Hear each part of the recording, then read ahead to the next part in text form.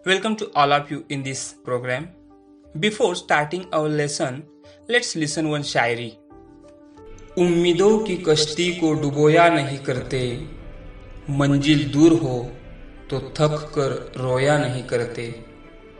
उम्मीदों की कश्ती को डुबोया नहीं करते, मंजिल दूर हो तो थक कर रोया नहीं करते। रखते हैं जो उम्मीद कुछ पाने की, वो लोग जिंदगी में कुछ खोया नहीं करते। वो लोग जिंदगी में कुछ खोया नहीं करते। Dear students, you may not always have a comfortable life, and you will not always be able to solve all of the world's problems at once. But don't ever underestimate the importance you can have. Because once you hope, anything is possible. Hope is being able to see that there is light despite all the darkness. Even if we make acrostic of hope, it's HOPE. Hold on, pain ends. Hope sees the invisible, feels the intangible, and achieves the more impossible. Now, maybe all of you are thinking that why I'm talking about such shairi or quotes on hope. Nowadays, we are facing such a big crisis. Cities are locked down, borders are sealed, and we are facing such a global crisis. Not only India, but the whole world's health system facing this crisis of COVID-19 disease. Naturally, a fear is being created today with our future and present. Overall, now we are living a stressful life today. We have only one heart, one brain, and life is once. But we don't lose hope because you don't know what tomorrow will bring. जैसे कि नरेश कुमार शाद एक शेर में कहते हैं कि इतना भी ना उम्मीद दिले कम नजर ना हो, इतना भी ना उम्मीद दिले कम नजर ना हो, मुमकिन नहीं कि शामे आलम की शहर ना हो। यानी इतने भी ना उम्मीद, इतने भी होपलेस मत होइए, क्योंकि ऐसा पॉसिबल नहीं है कि ये जो गम की शाम है उसकी सुबह ही नहीं होगी।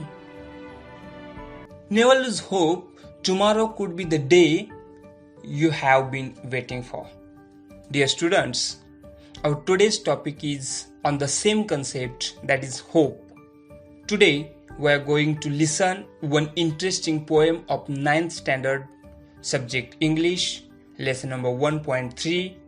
Hope is thing with feathers. So before listening wonderful poem, let's hear about the poet and poem.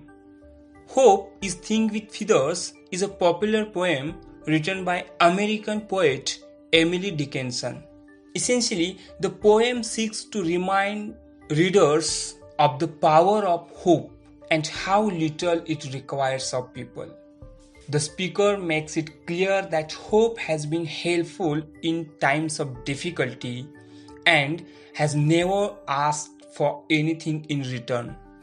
Hope is the Thing with Feathers is one of a number of poems by Dickinson that breathes new life into an abstract concept by using surprising imagery and figurative language. Emily Dickinson did not give titles to her poems, so the first line is always given as the title. So let's see first stanza of this poem. Hope is the thing with feathers that perches in the soul and sings the tune without the words and never stops at all.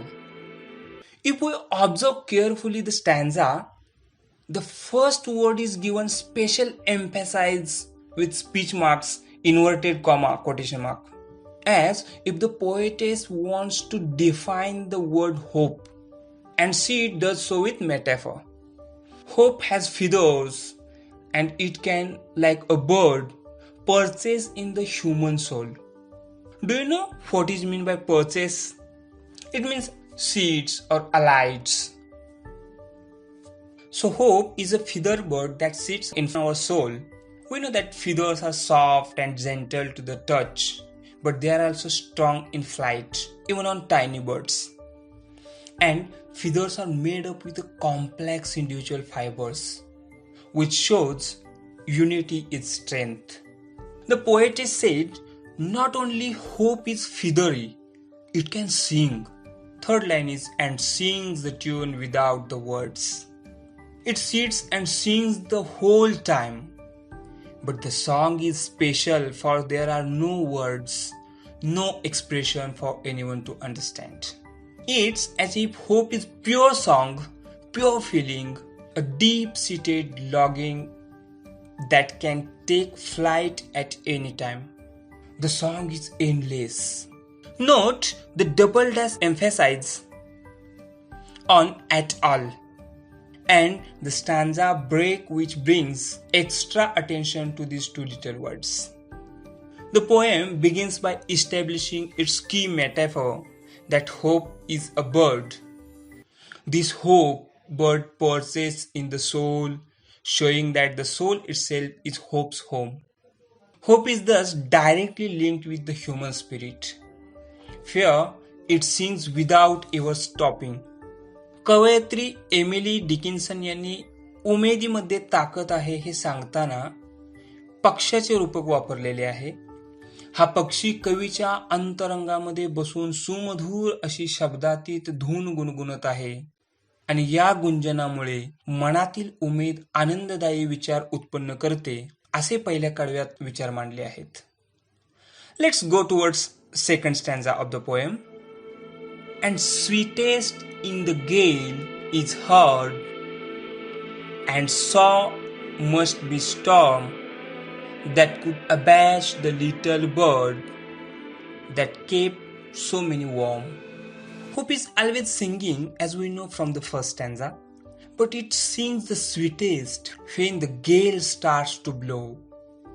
Here, poetess used the word gale. It means a storm or very strong wind. So when life is hard and things are thrown at us, it is the sweetest at the time of a storm. It sings most sweetly during the most difficult times. In the first line of the second stanza is unusual in the use of a double dash. There are two distinct pauses which the reader has to be careful with. Second line of the second stanza is, and sore must be the storm. Here, what is meant by sore? It means causing great pain. It would take a hellish storm to embarrass or abash this bird, which protects many people from difficult situations. This point could apply to humanity challenges in a general sense, or it could relate to the more personal experiences like individual grief and loss. Hope is difficult to disturb, even when life seems hard. Of course, there might be times when people do seem to just lose their strength, but the poem argues hope still plays an important role in these situations. Hope, it seems, can keep people warm even in the worst situation. वादळातही हा उमेदरूपी पक्षी जसे अखंडपणे आपले गाणे गुणगुणत असतो, तसे कितीही संकटे आली तरी उमेदीने व्यापलेल्या मनावर संकटाचा कोणताच परिणाम होत नाही, असे दुसऱ्या कडव्यामध्ये कवयित्रीने सांगितले आहे. And last stanza of this poem. I have heard in the chillest land and on the strangest sea, yet never in extremity, it asks a crumb of me. The personal pronoun I appears for the first time, indicating a personal connection to the subject perhaps. Emily Dickinson thought of herself as a little bird, so the link is direct. The speaker has heard the bird or song of the bird during the hardest, coldest times when emotions and life became strange. But even when things are extreme or worse, hope is still there and never asks for anything. Hope gives us much, but never asks for a crumb in return. It is all inspirational, yet slightly mysterious. Hope wells up in the heart and soul, yet who knows where it comes from? Philosophy, religion, psychology, and even metaphor are not sufficient. There is an abstract nature to hope. Its voice can be heard despite the noise at the height of the storm. And though hope is so essential or important to human life, the beauty of it, according to the poem, is that it requires practically nothing of people. Hope costs nothing, not a crumb, yet it can literally and figuratively keep people alive.